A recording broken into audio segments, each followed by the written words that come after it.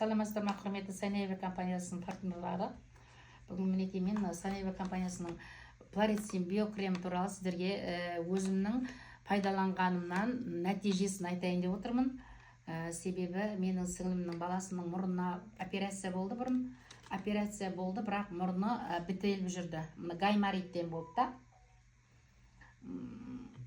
Сөйтіп жүр, ол мұрны бітеліп қалды. Сосын мен бұны оған бердім де айттым да, мынандай ухаческеге мынандай мазды жағып пайдалан деп. Солай еткенімде ол баланың мұрнынан Алла Тағаланың құдіретінің кереметіне таңғалатыным, мұрнынан кусок қан менен етті іріңмен қан түсті.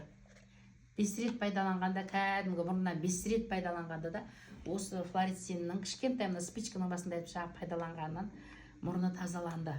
Және өзімнің немеремнің құлағына мынандай тостағаншасына балдар ойнап отырып игрушкамен ұрып, мынандай тостағаншасы ісіп кетті мына жерде. Мынандай кішкентай бір тесік бар еді да. Соған зияны келіп, құлағы іріңдеп кетіп, құлағы іріңдей берді. Ақтауда операция жасадым немереме. Одан кейін ол болмады, баяғысы бола берді. Сосын Астанаға алып кетіп, Астанаға операция жасаттым. Немеремді да, 5 жасар немеремді.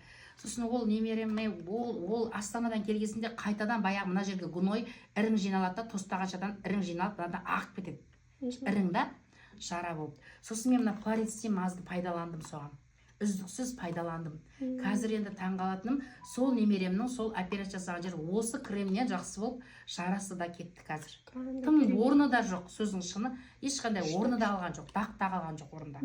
Таңғалатыным, осы Пларициннің кереметіне таңғалдым. Бұның ішінде балқарағайдың майы адам организміндегі барлық жараларды емдейді екен да.